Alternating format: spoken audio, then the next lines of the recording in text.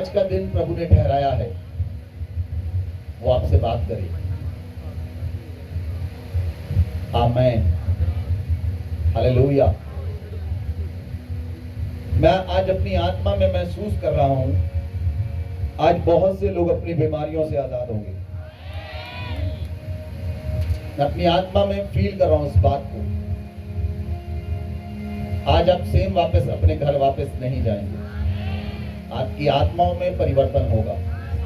परमेश्वर आपकी आत्मा में परिवर्तन करता है, उसके बाद वो परिवर्तन आपके प्राण में आता है, उसके बाद वो परिवर्तन आपके शरीर में आता है। आमीन, आमीन। इसलिए आपका प्रभु आपकी आत्मा में परिवर्तन करता है। हालेलुया। सर्वशक्तिमान परमेश्वर हमारे बीच में मौजूद है। आज मैं परमेश्वर की एक स्ट्रॉन्ग उपस्थिति को महसूस कर रहा हूं। यहां पर एक स्ट्रॉन्ग उपस्थिति है परमेश्वर की हमारे चारों ओर, एक स्ट्रॉन्ग उपस्थिति है, जिस उपस्थिति में कोई तीर नहीं जा सकता, जिस उपस्थिति के में कोई जादू टोना तंत्र मंत्र वर्क नहीं कर सकता, जिस उपस्थिति में सारे बंधन टूट जाते हैं, जिस उपस्थिति में पहाड़ भी पिघल जाते हैं। आमीन।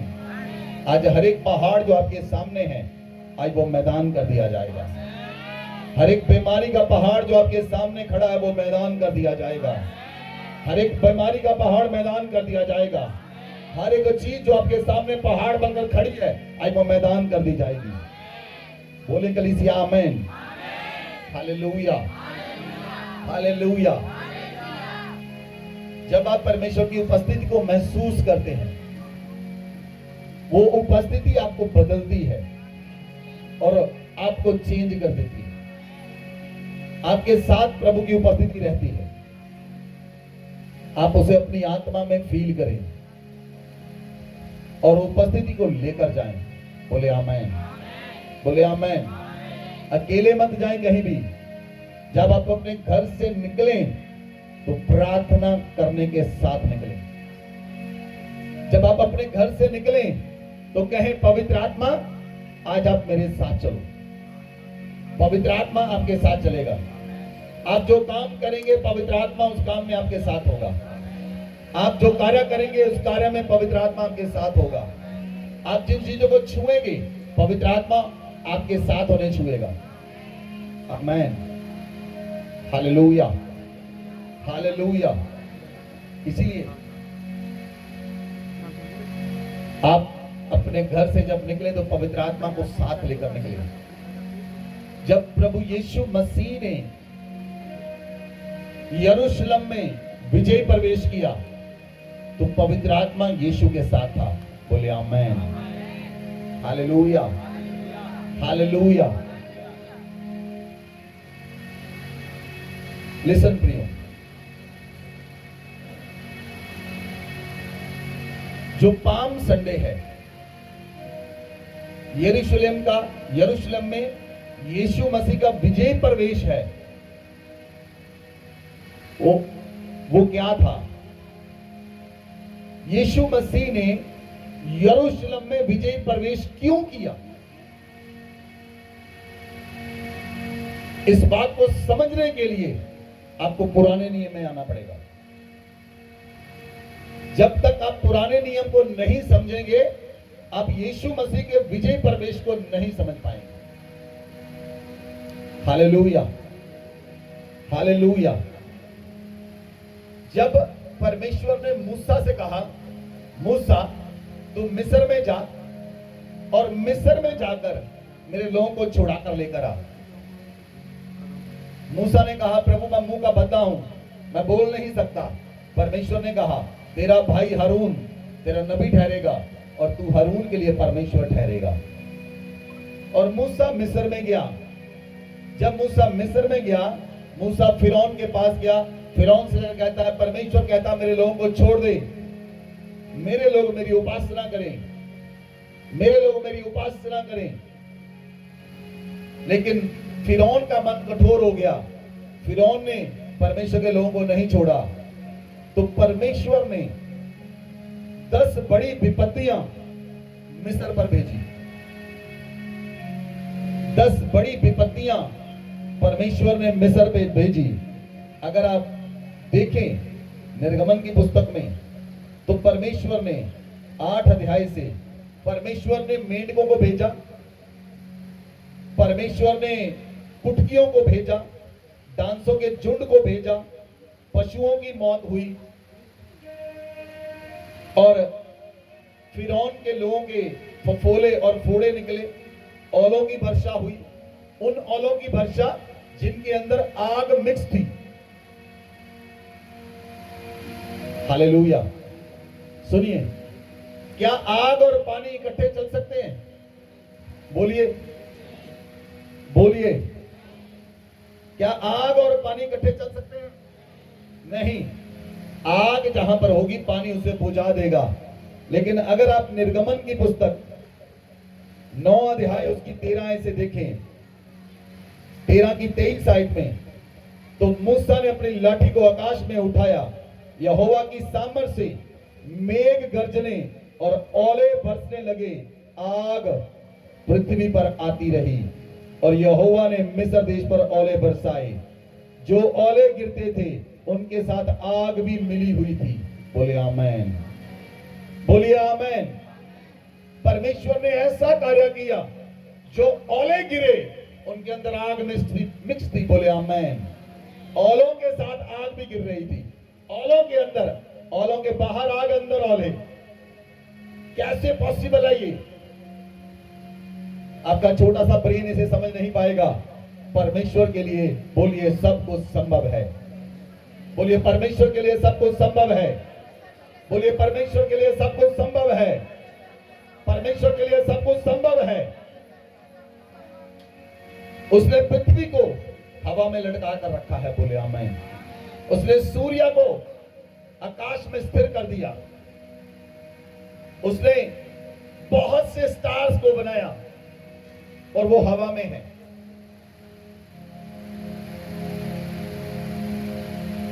परमेश्वर अय्यूब से कहता है, जब मैंने पृथ्वी की नींव ठहराई तो तू कहां था?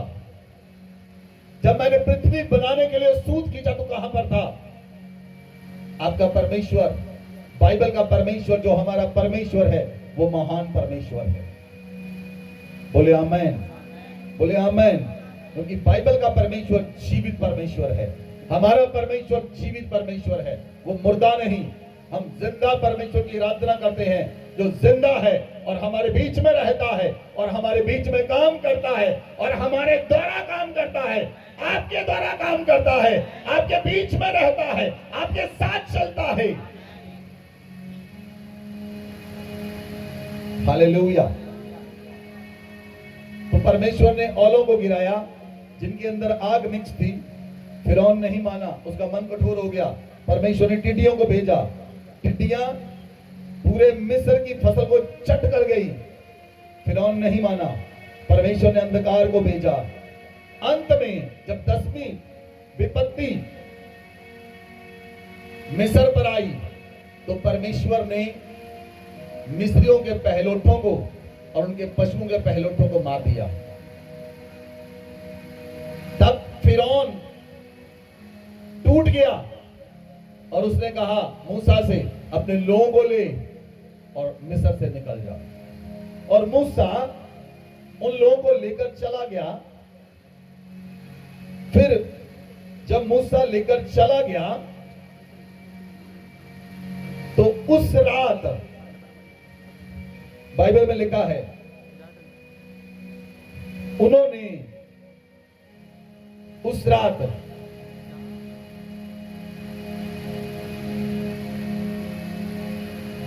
जब वो निकले मिस्र से, तो परमेश्वर ने उन्हें आजाद किया। उस रात उनकी आजादी का दिन था।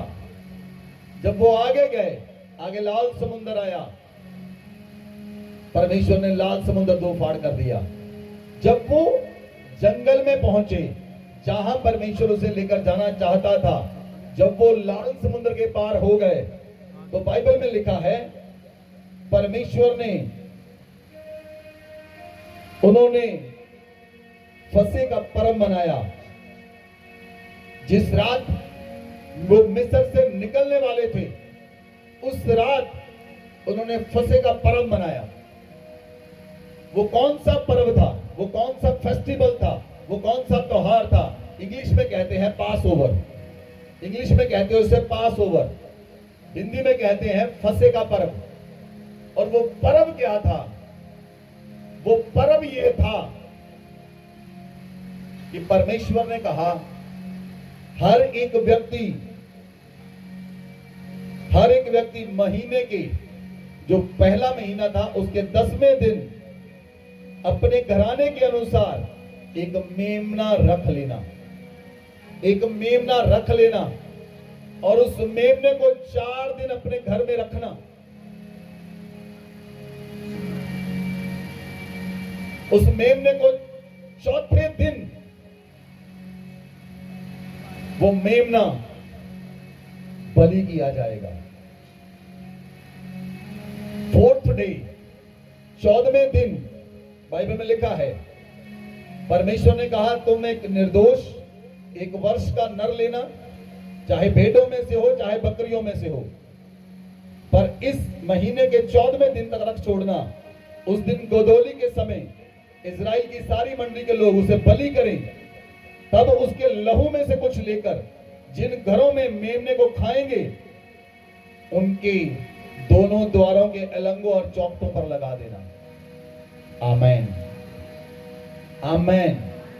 सुनिए प्रियो, परमेश्वर ने कहा था कि तुम निर्दोष मेमना लेना, निर्दोष मेमना, निष्कलंक मेमना, जो नर हो, स्पेशली जो नर हो, जो निर्दोष मेमना हो, जिस मेमने में कोई भी कमी ना हो, जिसकी आंख कानी ना हो, एक टांग ना हो, वो मेमना लेना जो बिल्कुल सही सलामत है, जिसकी दोनों आंखें हो, जिसके चारों ही पांव हो, वो मेमना लेना। और उस मेमने को 10वें दिन अपने घर में लेकर आना और 4 दिन अपने घर में रखना। उस मेमने को बलि करना। हर एक परिवार अपने घर में मेमना बलि करे और उसके लहू को वो अपने परिवार पर और अपने घरों पर लगाए। बोले आमेन, बोले आमेन, हालेलुया, बोले हालेलुया, बोले हालेलुया। प्रियो सुनिए, जब मिस्री लोग इजराइल से निकले, जब मिस्र के लोग इजराइल से निकले तो हिस्ट्री बताती है वो जैतून की डालियां लेकर निकले। जब वो अपने घरों से निकले वो जैतून की डालियां लेकर निकले। जैतून की डालियां, पाम की डालियां, सॉरी पाम की डालियां। पाम जो है वो क्या क्या दर्शाता है? बाइबल कहती है तुम खजूर की मानिंद फूलोगे और फलोगे, लबानोन की राई बढ़ते रहोगे, बढ़ते रहोगे। पाम जो पेड़ है वो शांति का प्रतीक है। और इजरायली जब वहां से निकले उस पर्व को मनाकर, वो इजराइल मिस्र से निकले, वो जैतून की डालियां लेकर निकले। इसका मतलब ये था वो आजाद हो गए। इसका मतलब ये था वो गुलामी से आजाद हो गए, 430 साल की गुलामी से आजाद हो गए। और जब यीशु ने यरूशलेम में विजय प्रवेश किया, जब यीशु यरूशलेम के अंदर आया और यीशु ने यरूशलेम में विजय प्रवेश किया, तो यरूशलेम के लोग जैतून की डालियां लेकर यीशु का स्वागत करने के लिए आए, क्योंकि वो जान चुके थे इजराइल में आजादी आ रही है, इजराइल में उद्धार करता आ रहा है। हालेलुया। वो कैसे जानते थे इजरायली लोग कि इजराइल में आजादी आ रही है, इजराइल में उद्धार करता आ रहा है? क्योंकि नबियों ने ये भविष्यवाणी की थी। हम 2 भविष्यवाणी देखेंगे पुराने नियम में। अगर हम देखें यशायाह की पुस्तक 62 चैप्टर 62 वर्स 11, आप पढ़ें। देखो यहोवा ने पृथ्वी की छोर तक इस आज्ञा का प्रचार किया है, सिय्योन की बेटी से कहो, देख तेरा उद्धार करता आता है। देख जो मजदूरी उसको देनी है वह उसके पास है और उसका काम उसके सामने है। Hallelujah, hallelujah. लिसन प्रियो, मैं आपको 3 पॉइंट बताऊंगा, आपने इन 3 पॉइंट को याद रखना है और यही पॉइंट आज आपके जीवन को परिवर्तित कर देंगे। बोले आमेन। पुराने नियम में यशाया कहता है, यशाया ने भविष्यवाणी की, यशाया ने प्रोफेसी की, यशाया ने कहा देखो यहोवा ने पृथ्वी की शोर तक इस आज्ञा का प्रचार किया, सिय्योन की बेटी से कहो देख तेरा उद्धार करता आ रहा है। देख जो मजदूरी देने वाली है उसके हाथ में है और उसका काम उसके सामने है। बोले आमेन, बोले आमेन। ये भविष्यवाणी यीशु मसीह ने पूरी की जब यीशु मसीह ने यरूशलेम के अंदर विजयी प्रवेश किया। ये भविष्यवाणी पूरी हुई क्योंकि बाइबल कहती है, परमेश्वर का पवित्र वचन कहता है कि यीशु मसीह उद्धार करता है। बोले आमेन। यीशु मसीह उद्धार करता है, यीशु मसीह मुक्ति दाता है और वचन कहता है देख जो मजदूरी देनी है उसके हाथ में है, जो मजदूरी देनी है उसके हाथ में है। वह तेरे पास आएगा, तेरा उद्धार करता आता है, जो मजदूरी देनी है उसके पास है और उसके काम उसके सामने है। जब यीशु ने यरूशलेम में विजय प्रवेश किया तो यीशु यरूशलेम को देखकर रोया।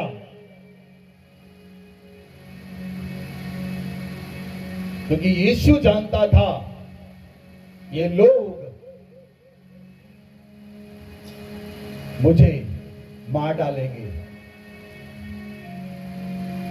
उनके कामों को देखकर यीशु का काम यीशु के सामने था। यीशु जानता था मैं यरूशलेम के अंदर मारा जाऊंगा,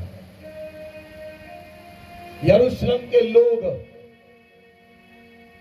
मुझे कोड़े मारेंगे, यरूशलेम के लोग मेरे विरोध में खड़े होंगे, यरूशलेम के लोग मुझ पर दोष लगाएंगे, यरूशलेम के लोग मेरे हाथों और पांव को छेद देंगे।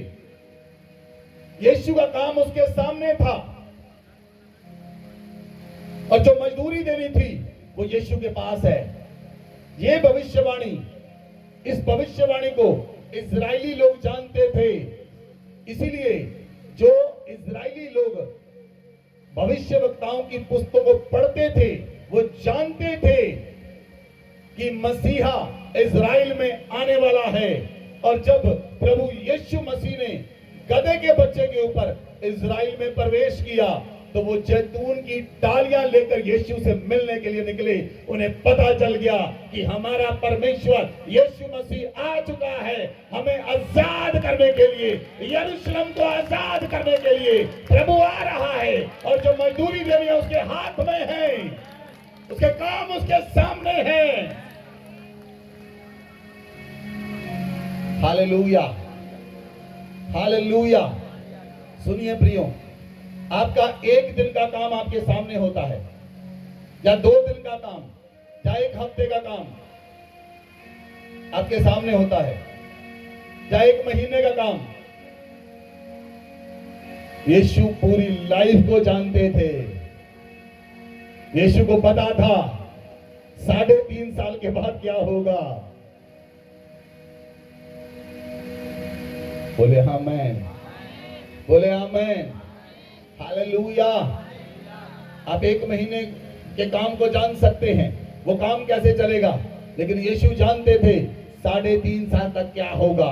इस पृथ्वी पर मैं किस काम के लिए भेजा गया हूं, मुझे कौन सा काम करना है, मैं किस काम को करने के लिए आया हूं। यीशु का काम उसके सामने था। हालेलुया। ये पहली भविष्यवाणी है। जब दूसरी भविष्यवाणी जो पुराने नियम में की गई, जकरिया की पुस्तक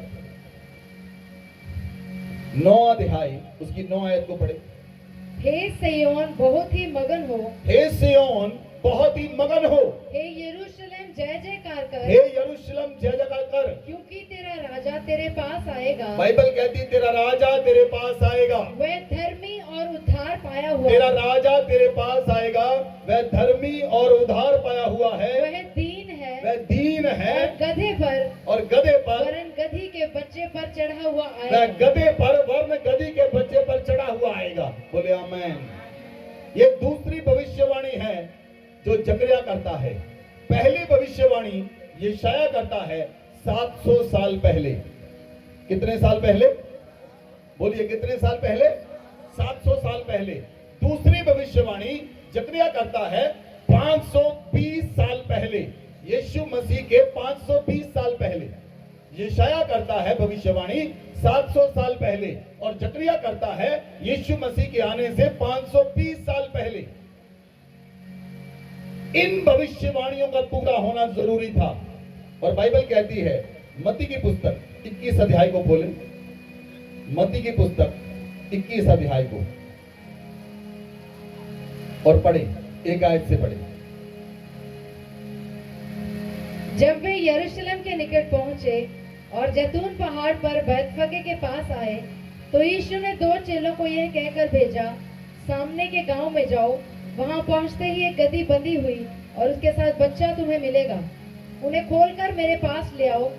यदि तुमसे कोई कुछ कहे तो कहना कि इसका प्रयोजन प्रभु का है, तब वह तुरंत उन्हें भेज देगा। यह इसलिए हुआ कि जो वचन भविष्यवक्ता के द्वारा कहा गया था वह पूरा हो। हालेलुया। सुनिए प्रियो, सुनिए, लिसन, ध्यान से सुनिए। जब यीशु मसीह यरूशलेम के निकट पहुंचे तो वो जैतून पहाड़ के पास आए। पहले ये एक बहुत लंबी स्टोरी है जैतून पहाड़ की, आज हम उसमें नहीं जाएंगे। लेकिन यीशु मसीह ने अपने 2 चेलों को भेजा, अपने 2 चेलों को भेजा कि जो सामने गांव है उस गांव के अंदर जाओ। जब तुम उस गांव में जाओगे, तुम्हें एक घर के बाहर गधी का बच्चा हुआ बंधा हुआ मिलेगा। तुम उस घर के मालिक से कहना प्रभु को इसका प्रयोजन है। सुनिए प्रियो, लिसन, ध्यान से सुनना। पहली बात जब यरूशलेम में यीशु मसीह ने प्रवेश किया और 2 चेलों को भेजा कि उस गांव में जाओ और उस गांव के व्यक्ति से कहना प्रभु को इसकी जरूरत है। अगर आप किसी गांव में जाएं और किसी गांव में जाकर कहें, मान लीजिए यहां से अगर 3-4 गांव आगे जाएं और आप कहें उसके घर के बाहर गधी का बच्चा बंधा हो, आप कहें पास्टर सुरेंद्र को इसकी जरूरत है, क्या वो खोलने के लिए देगा आपको?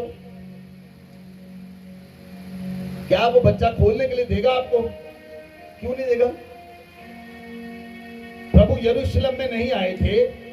प्रभु यरूशलेम में, ध्यान से समझे इस बात को, उस भविष्यवाणी का पूरा होना जरूरी था। और वो इजराइल के लोग जानते थे कौन परमेश्वर का पुत्र धरती पर उतर आया है। वो मसीहा जब उसने यरूशलेम में प्रवेश किया, वो व्यक्ति को परमेश्वर रात को बात कर चुका था कि तेरे पास परमेश्वर का पुत्र यीशु मसीह 2 लोगों को भेजेगा तेरी गधी का बच्चा लेने के लिए। उस गधी के बच्चे को अपने घर के बाहर बांध कर रखना।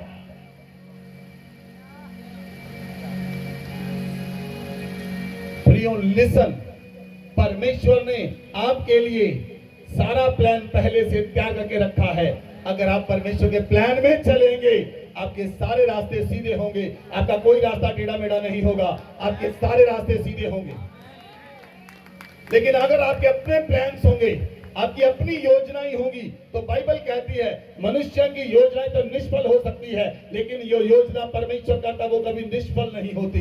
जो योजना परमेश्वर करता वो कभी निष्फल नहीं होती। परमेश्वर की योजनाएं आपके जीवन में निष्फल ना होंगी, परमेश्वर की योजनाएं आपके जीवन में सफल होंगी।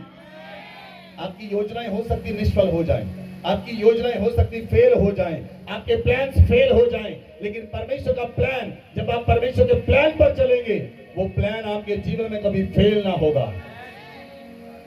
जब यीशु मसीह ने भेजा उन 2 लोगों को, उस व्यक्ति से पूछा, उन्होंने कहा प्रभु को इसकी जरूरत है, तो उस व्यक्ति ने आगे से किंतु परंतु नहीं किया। कौन प्रभु? कहां से आया प्रभु, किसने बुलाया, क्या उसने पैसे भेजे लेने के लिए? क्या आप समझ पा रहे हैं? क्या आप समझ पा रहे हैं? अगर आप वचन को गौर से पढ़ें, ध्यान से पढ़ें, आपको समझ आएगा हर एक स्थान पर जहां पर प्रभु चला वहीं पर चमत्कार था। आमेन, आमेन। जो लोग प्रभु को जानते भी नहीं थे उन्होंने अपनी गदी खोलकर प्रभु को दे दी, उसके चेलों को दे दी और वो लेकर आए प्रभु के पास। आगे बढ़े 3 आयत से। यदि तुमसे कोई कुछ कहे तो कहना कि प्रभु को इसका प्रयोजन है, तब वह तुरंत उन्हें भेज देगा। यह इसलिए हुआ कि जो वचन भविष्यवक्ता के द्वारा कहा गया था वह पूरा हो। सिय्योन की बेटी से कहो, देख तेरा राजा तेरे पास आता है, वह नम्र है और गधे पर बैठा है, वरन लादू के बच्चे पर। आमेन। सुनिए प्रियो, उस व्यक्ति ने गधी के बच्चे को खोलकर दे दिया। बाइबल कहती है वो प्रोफेसी पूरी हुई जो प्रोफेसी जकरिया नबी ने 520 साल पहले की थी। वो प्रोफेसी पूरी हुई कि जो उद्धार करता आएगा, जो इजराइल में उद्धार करता आएगा, वो गधी के बच्चे पर बैठकर आएगा, लादू के गधी के बच्चे पर बैठकर आएगा। बोले आमेन, हालेलुया, हालेलुया। सुनिए प्रियो, इजराइल में, जो इजराइल कंट्री है, इजराइल में प्रवेश करने के लिए 12 द्वार है, 12 गेट है, 12 गेट्स, 12 द्वार है इजराइल में प्रवेश करने के लिए। लेकिन मेजर जो गेट है वो 4 है, north, south, east, west. North, south, east, west, उत्तर, पूरब, पश्चिम, उत्तर, दक्षिण, 4 गेट हैं। लेकिन प्रभु ने जब यरूशलेम में विजय प्रवेश किया, उसने नॉर्थ के गेट से प्रवेश किया, उत्तर के गेट से प्रवेश किया। उत्तर के गेट का मतलब क्या है? नॉर्थ का गेट, जो नॉर्थ का, यरूशलेम में नॉर्थ का गेट है, वो आज तक बंद किया गया है। क्यों? क्योंकि यीशु मसीह ने उस नॉर्थ के गेट से यरूशलेम में विजय प्रवेश किया था। और मैं दूसरी बात आपको बता दूं, जब यीशु बादलों पर आएगा, जब वो धरती पर आएगा, जैतून पहाड़ पर पांव लगाएगा, वो दोबारा यरूशलेम में नॉर्थ के गेट से प्रवेश करेगा। वो दोबारा उत्तर गेट से प्रवेश करेगा। इसीलिए जो भविष्य वक्ता है, जो यहूदी रब्बी हैं, वो इस बात को जानते हैं। उन्होंने इस्राएल में नॉर्थ का गेट बंद करके रखा है, क्योंकि उस गेट में कोई मनुष्य प्रवेश नहीं कर सकता। वो गेट केवल प्रभु यीशु मसीह परमेश्वर के पुत्र के प्रवेश का द्वार है। जब यीशु ने यरूशलेम में विजय प्रवेश किया, तो लोग जैतून की डालियां लेकर आए। यीशु मसीह गधे के बच्चे पर बैठकर आया। जो गधा है वो शांति का प्रतीक माना जाता है। गधा जो है वो लड़ाई नहीं करता। आपने देखा गधे को लड़ते हुए? किसको लड़ते हुए देखा? कौन से जानवर को? घोड़े आप इकट्ठे कर दो, वो आपस में घोड़े लड़ते हैं, क्योंकि घोड़ा जो प्राणी है वो युद्ध का प्रतीक है, और जो गधा है वो शांति का प्रतीक है। यीशु मसीह घोड़े पर बैठकर नहीं आया, यीशु मसीह गधे पर बैठकर आया, क्योंकि वो इजराइल में शांति देना चाहता था। वो आपके जीवनों में शांति लाना चाहता था, वो आपके परिवारों में शांति लाना चाहता था, वो आपके घरों में शांति लाना चाहता था। वो चाहता आपके जीवनों में शांति आ जाए, आपके घरों में शांति आ जाए, आपकी लाइफ में शांति आ जाए, आपके परिवारों में शांति आ जाए। लेकिन जब दूसरी बार यीशु मसीह आएगा, वो नॉर्थ गेट से पहले वो गधे पर प्रवेश किया, लेकिन जब दूसरी बार आएगा वो व्हाइट घोड़े पर आएगा। वो युद्ध का डंका बजाएगा, वो युद्ध का डंका बजाएगा, वो युद्ध के घोड़े पर सवार होकर आएगा।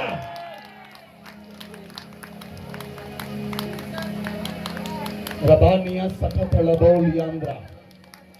Hallelujah, hallelujah.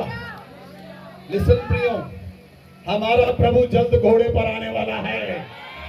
हमारा प्रभु जल्द घोड़े पर आने वाला है। हर एक आंख उसे देखेगी, जिन्होंने फेरा था वो भी उसकी कौम में उसको देखेंगी। हमारा प्रभु घोड़े पर आने वाला है। बहुत से लोग कहते हैं मुक्ता की बातें हैं, लेकिन पता तब चलेगा जब यीशु घोड़े पर आ जाएगा, वो बादलों पर आ जाएगा, चांदी की तुरी फूकी जाएगी। उस दिन वो लोग छाती पीटेंगे जिन्होंने यीशु को कबूल नहीं किया। उस दिन वो छाती पीटेंगे लोग। और बाइबल कहती है यरूशलेम में उस दिन बड़ा विलाप होगा,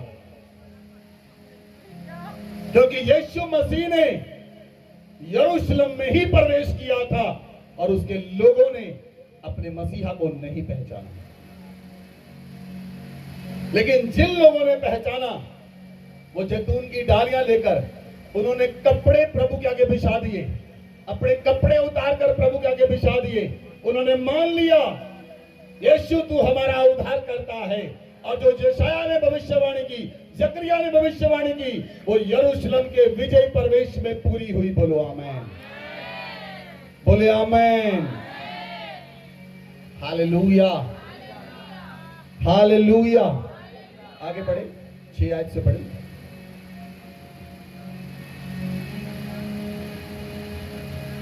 मत्ती 21 की 6 आयत, 6 से 9 तक। चेलों ने जाकर जैसा यीशु ने उससे कहा था वैसा ही किया, और गधी और बच्चे को लाकर उन पर अपने कपड़े डाले और वह उन पर बैठ गया। तब बहुत से लोगों ने अपने कपड़े मार्ग में बिछाए और अन्य लोगों ने पेड़ों से डालियां काटकर मार्ग में बिछाई। जो भीड़ आगे आगे जाती और पीछे पीछे चली आती थी, पुकार पुकार कर कहती थी, दाऊद के संतान की होशाना, धन्य है वह जो प्रभु के नाम से आता है। हालेलुया, आकाश में होशाना। Hallelujah, hallelujah.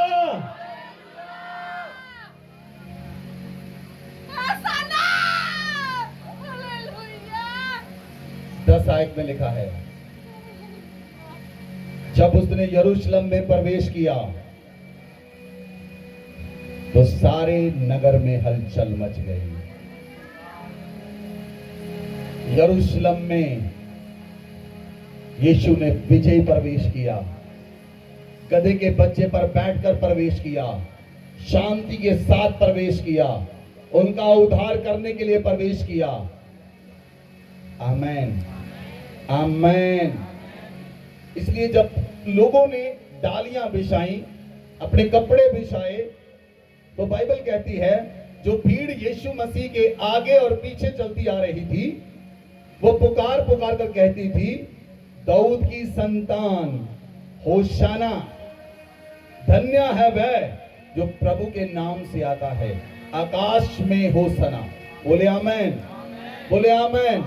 बोलिए, धन्य है जो प्रभु के नाम से आता है, धन्य है जो प्रभु के नाम से आता है। होशाना, होशाना, होशाना। प्रियो, जब तक ये वर्ड आप नहीं बोलते तब तक प्रभु नहीं आएगा। आपको रोज बोलना है, धन्य है जो प्रभु के नाम से आता है, होशाना। रोज बोलना है आपको, रोज बोलना है इस वचन को, क्योंकि ये वचन जब आप प्रभु को धन्य कहेंगे, जब आप प्रभु को महान कहेंगे, उसको अपना उद्धारकर्ता मानेंगे, वो आपको लेने के लिए बादलों पर आएगा। वो व्हाइट घोड़े पर बादलों पर आएगा, वो व्हाइट घोड़े पर बादलों पर आएगा, मुझे और आपको लेने के लिए। हम हवा में उठा लिए जाएंगे, हवा में प्रभु से बातें करेंगे, हमारा प्रभु हमसे बात करेगा। कुछ लोगों के लिए ये मूर्खता की बातें होगी, लेकिन जो हमारी मूर्खता है वो बुद्धिमान लोगों के लिए, जो अपने आप को बुद्धिमान समझते हैं, हो सकता है हमारी बातें उन्हें मूर्खता लगती हो, लेकिन जब समय आएगा वो लोग छाती पीटेंगे। इस संसार का ज्ञान परमेश्वर के सामने निष्फल है। इस संसार का ज्ञान परमेश्वर के सामने निष्फल है। हालेलुया। सुनिए प्रियो, आज लोग मानते हैं साइंस बड़ी है। आप में से कोई व्यक्ति है ऐसा जो मानता साइंस ने बहुत कुछ खोज कर ली, साइंस ने बहुत कुछ कर लिया? तो सुनिए मेरी बात को। साइंस ने क्या किया मैं आपको बताने जा रहा हूं। साइंस ने क्या किया? साइंस ने लोहे को ढूंढा, साइंस ने लोहे को ढूंढा, कॉपर को ढूंढा, मैग्नीशियम को ढूंढा। जो चीजें ढूंढी, लोहा, मैग्नीशियम, कॉपर, तांबा, जितनी चीजें ढूंढी साइंस ने, वो ऑलरेडी सारी मिट्टी में है। इसका मतलब साइंस ने चीजें बनाई नहीं, उन्होंने केवल ढूंढी है। बनाने वाला उनका परमेश्वर है। बनाने वाला उनका, बोलिए, बनाने वाला परमेश्वर है। ये जो कागज बना, ये पेड़ से आया। पेड़ को साइंस ने नहीं बनाया, पेड़ को बनाने वाला परमेश्वर है। हालेलुया। साइंस और साइंसदानों ने केवल खोजें की है, केवल खोज की है। उसके एलिमेंट बनाने वाला परमेश्वर है। Hallelujah, hallelujah. कोई भी ऐसी चीज, कोई भी ऐसी चीज जो साइंस ने खोज की है, वो ऑलरेडी धरती पर थी, ऑलरेडी धरती पर थी। आप जो कपड़े पहने हैं, ये किससे बने हैं? किससे बने हैं ये ऑलरेडी धरती पर थे। कपास से, अलग अलग चीजों से, पेड़ों से, वो ऑलरेडी धरती पर हैं। आप जो शूज पहनते हैं, वो चमड़ा कहां से आया? जानवरों का चमड़ा ऑलरेडी परमेश्वर ने दिया। जो जानवर मर गए, उनके चमड़े की जूतियां बना दी गई।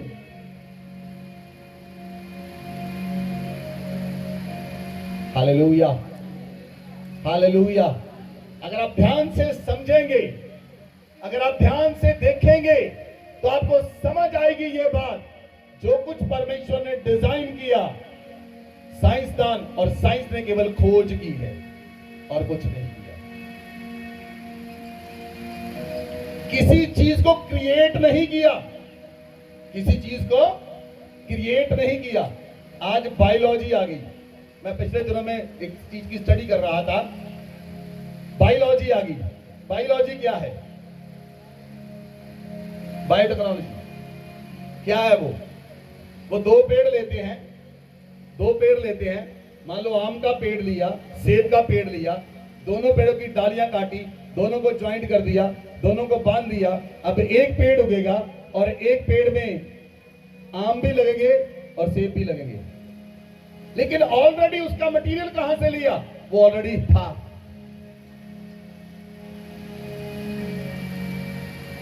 सात पेड़ लिए, सात पेड़ों की डालियां मिक्स कर दी, एक पेड़ के ऊपर 7 फल लगते हैं। ये परमेश्वर के विरोध में है। परमेश्वर चाहता तो क्या परमेश्वर पेड़ नहीं लगा सकता था जिस पर 7 फल लगे? क्या परमेश्वर नहीं कर सकता था ऐसा? उसने अलग डीएनए अलग पेड़ के लिए रखा। आपके अंदर भी अलग अलग डीएनए है। पेड़ों के अंदर अलग डीएनए है, जानवरों के अंदर अलग डीएनए है। किसी का डीएनए किसी के साथ नहीं मिलता। इसलिए अगर डार्विन ये बात उसने कही कि इंसान बंदर से पैदा हुआ, बंदरों का डीएनए इंसानों के साथ नहीं मिलता।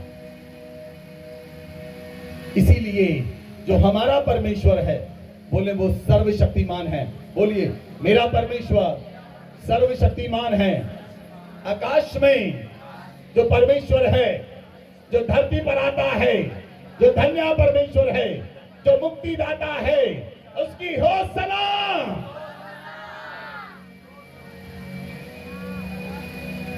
Hallelujah, hallelujah.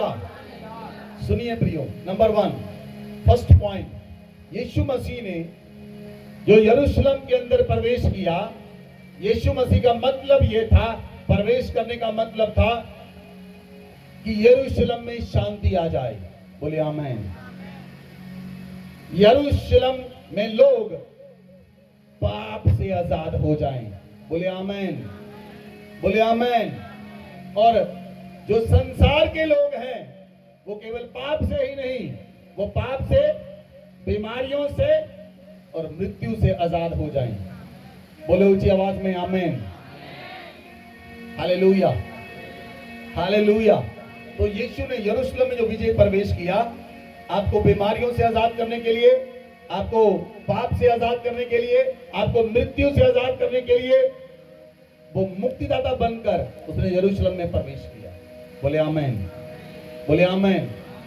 और परमेश्वर कहता है, बाइबल कहती है, नंबर 2, परमेश्वर कहता है, एक तो इजराइल में यरूशलेम है, दूसरा यरूशलेम आप हैं। बोले आमीन।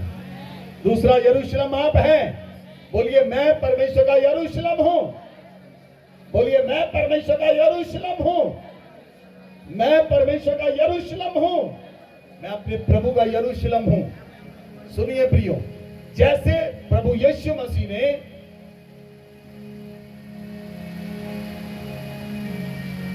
संडे के दिन यरूशलेम के अंदर विजय प्रवेश किया, वैसे ही प्रभु ने आपके अंदर प्रवेश किया। जैसे उसने यरूशलेम को शांति देने के लिए यरूशलेम में प्रवेश किया, नंबर 2, आप परमेश्वर का यरूशलेम है और यीशु मसीह आपके अंदर आ गया, आपको शांति देने के लिए, आपके अंदर आ गया, आपको पापों से आजाद करने के लिए, आपके अंदर आ गया, आपको गुनाहों से आजाद करने के लिए, आपके अंदर आ गया, आपको अधर्म से आजाद करने के लिए, आपके अंदर आ गया, आपको श्रापों से आजाद करने के लिए, और वो आपके अंदर आ गया इस संसार से आजाद करने के लिए, वो आपके अंदर आ गया मौत से आजाद करने के लिए। आमीन।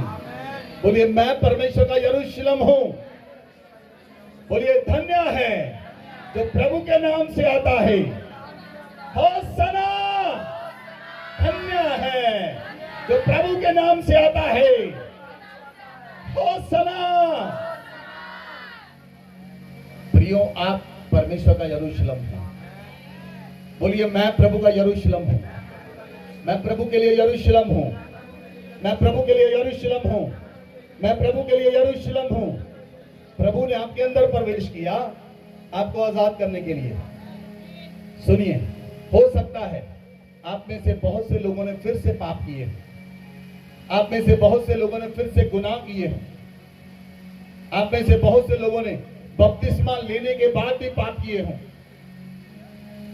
लेकिन आज यीशु मसीह दोबारा आपके अंदर विजय प्रवेश करेगा। आप उसका यरूशलेम हैं। आप उसका यरूशलेम हैं। वो अपने वचन से बंधा हुआ है। वो अपने वचन से बंधा हुआ है।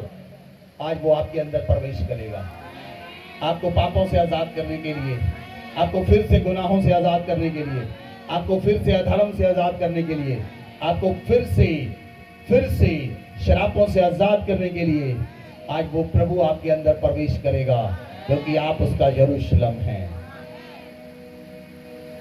आमीन।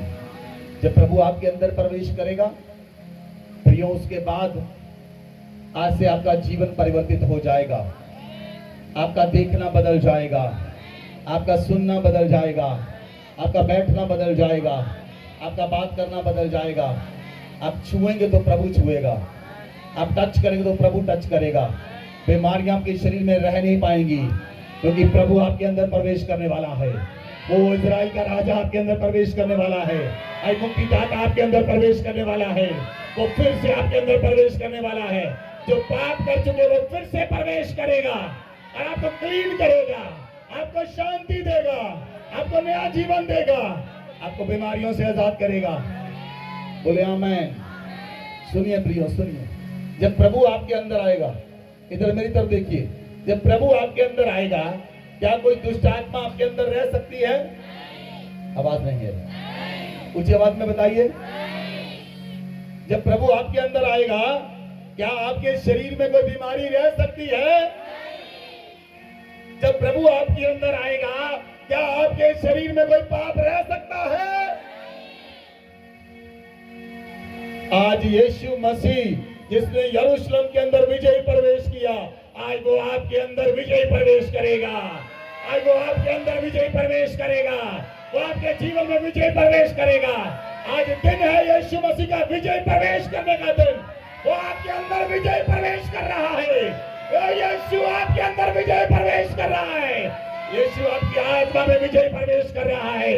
वो आपके अंदर आपका उद्धार करता रहा है। लादू के बच्चे पर बैठकर आपके अंदर आ रहा है। वो सियोन का उद्धार करता आपके अंदर आ रहा है। वो आपको आजाद करने के लिए आपके अंदर आ रहा है। वो आपको छुटकारा देने के लिए आपके अंदर आ रहा है। वो आपको इस संसार से आजाद करने के लिए आपके अंदर प्रवेश कर रहा है। उसे आज्ञा दे, यीशु मैं तेरा यरूशलेम हूँ, तुम मेरे अंदर प्रवेश कर जा।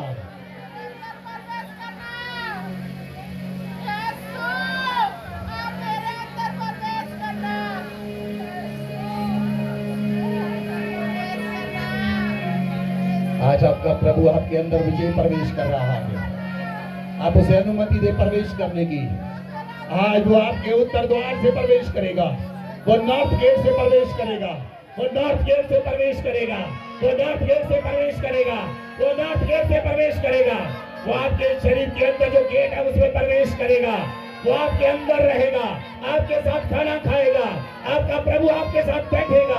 आपका प्रभु आपके साथ उठेगा। आपका प्रभु आपके साथ भोजन करेगा। आपका प्रभु आपके साथ चलेगा। आपका प्रभु आपसे बात करेगा। आपका प्रभु आपके द्वारा दूसरों से बात करेगा। आज आपका प्रभु आपके अंदर मुक्तिदाता आपका आ रहा है। आपके अंदर विजय प्रवेश कर रहा है। सारा फेलियर आपको छोड़कर जा रहा है। सारी बीमारियां आपको छोड़कर जा रही है। सारा पाप आपको छोड़कर जा रहा है। नर्क की शक्तियां आपको छोड़ रही है। दुष्ट आत्माएं आपको छोड़ रही है।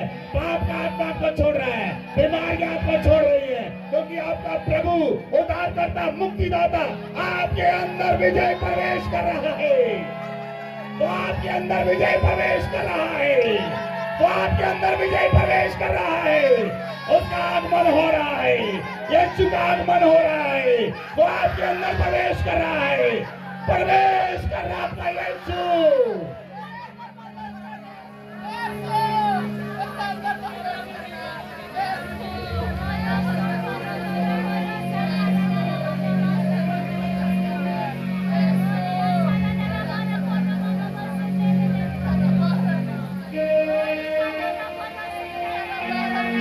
जब आपका यीशु आपके अंदर आ रहा है, प्रियो आपकी आत्मा की आंखें खुल जाएंगी। आपकी आत्मा की आंखें खुल जाएंगी। आपके घर में कोई दुष्ट आत्मा प्रवेश न कर पाएगी। आपके जीवन में कोई बीमारी ना प्रवेश कर पाएगी। आपकी आत्मा आंखें खुल जाएंगी, क्योंकि बाइबल कहती है अंधा अंधे को रास्ता नहीं दिखा सकता। आपका प्रभु आपके अंदर आपको सुजाखा करने के लिए, आपका प्रभु आपके अंदर आपकी आत्मा की आंखें खोलने के लिए वो आपके अंदर विजय प्रवेश कर रहा है।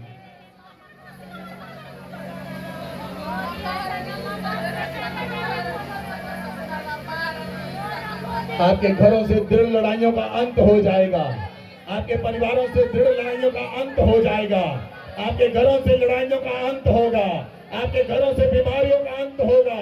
आपके जीवन से पाप का अंत होगा। आपके घर से मौत का अंत होगा। वो प्रभु विजय प्रवेश कर रहा है। Hallelujah, hallelujah. लिसन प्रियो, आज यरूशलेम कौन है? बोलिए, आज यरूशलेम कौन है? बोलिए ऊंची आवाज में। आप किसका यरूशलेम है? आप किसका यरूशलेम है? प्रभु यीशु मसीह का। आमेन, आमेन, hallelujah.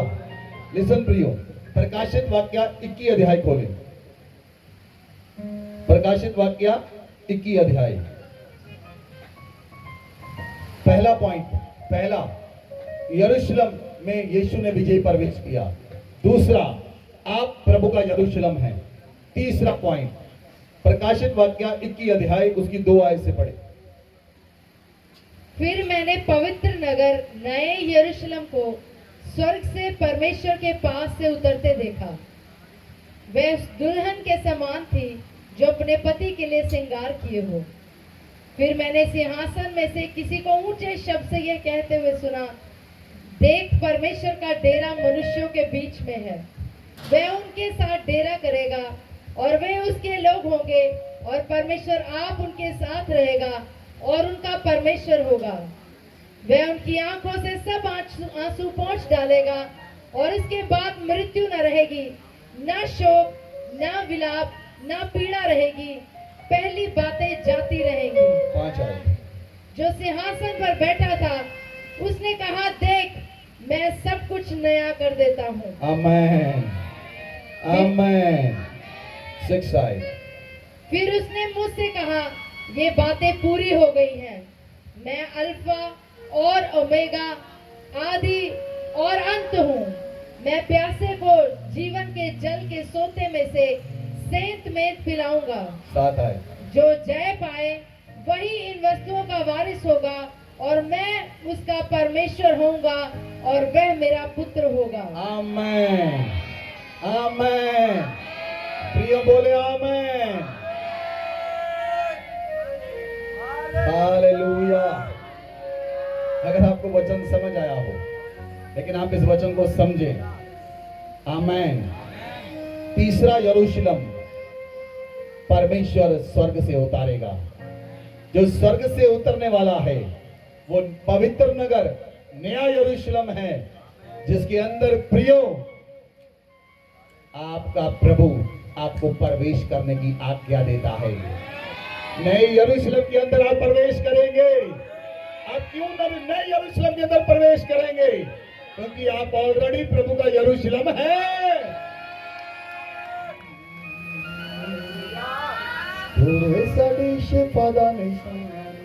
Hallelujah. Listen listen listen, ध्यान से सुनिए।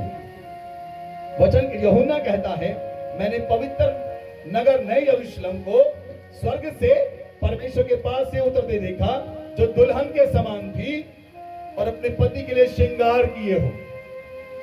मैंने सिंहासन से उठे शब्द को सुना।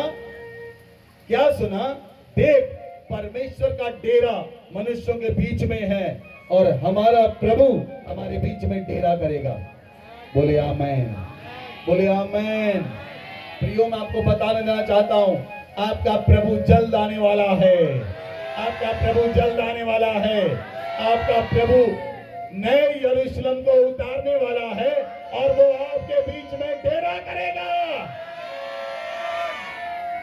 उसने आपके अंदर डेरा कर लिया है।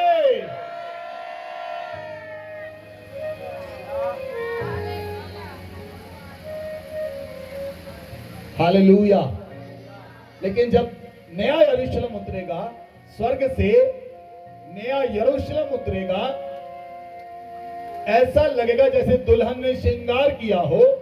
तो वचन कहता है, हमारा परमेश्वर हमारे बीच में होगा, हमारे साथ डेरा करेगा, हम उसके लोग होंगे, हमारा परमेश्वर हमारे साथ रहेगा, हम परमेश्वर के साथ रहेंगे। बोले आमेन, बोले आमेन।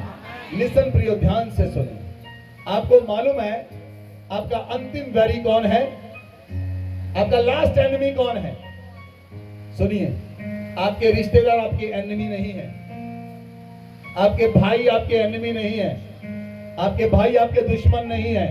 आपका परिवार आपका दुश्मन नहीं है। आपके रिश्तेदार आपके दुश्मन नहीं है। कोई धर्म आपका दुश्मन नहीं है। आपका जो दुश्मन है, अंतिम वैरी, वो मौत है, डेथ है, जो एक दिन मनुष्यों को निगल जाएगी। आपका अंतिम वैरी, आपका अंतिम वैरी डेथ है, मौत है। और बाइबल कहती है, जब नया यरूशलेम उतरेगा, नया यरूशलेम उतरेगा, उससे पहले हम प्रभु हमें रैप्चर कर लेगा, हम उठा लिए जाएंगे। लेकिन जब नया यरूशलेम उतरेगा, हम प्रभु के साथ बादलों पर आएंगे, हम प्रभु के साथ बादलों पर आएंगे।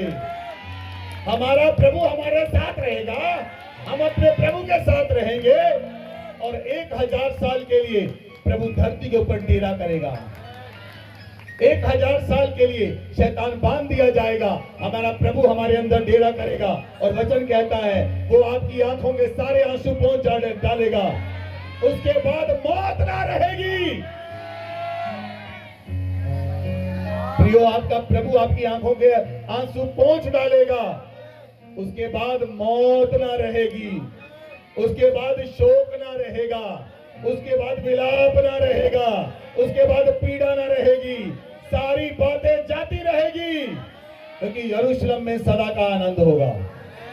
नए यरूशलेम में बोलिए बोलिए सदा का आनंद होगा।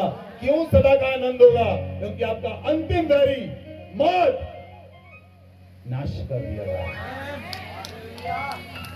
आपका अंतिम वैरी नाश कर दिया जाएगा।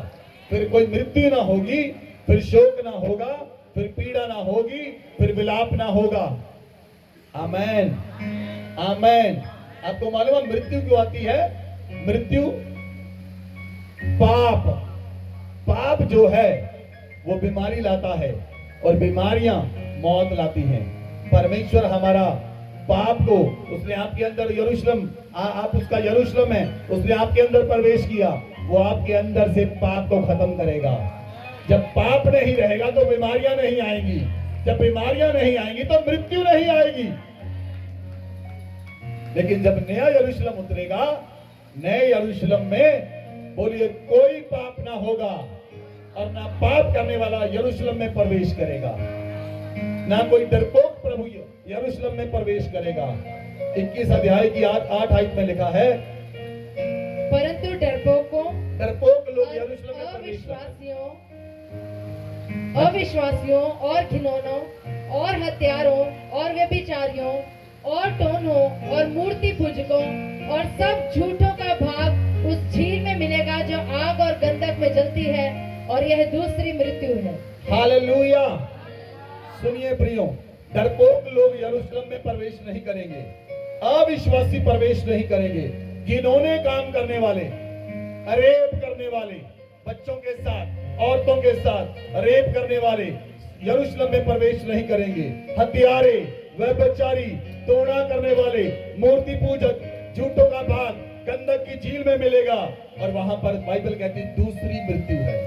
लेकिन बाइबल कहती है आप पर दूसरी मौत का अधिकार नहीं है, आपके लिए दूसरी मौत नहीं, आपके लिए नया यरूशलेम रखा गया है, जिसके अंदर मृत्यु ना होगी, जिसके अंदर शोक ना होगा, जिसके अंदर पीड़ा ना होगी, जिसमें सदा का आनंद होगा। और वो आनंद आपके सिरों पर होगा, वो आनंद आपकी लाइफ में होगा। सदा का आनंद आपको परमेश्वर आपका प्रभु देगा, क्योंकि वो आपके अंदर विजय प्रवेश कर चुका है। अपने हाथ को उठाएं।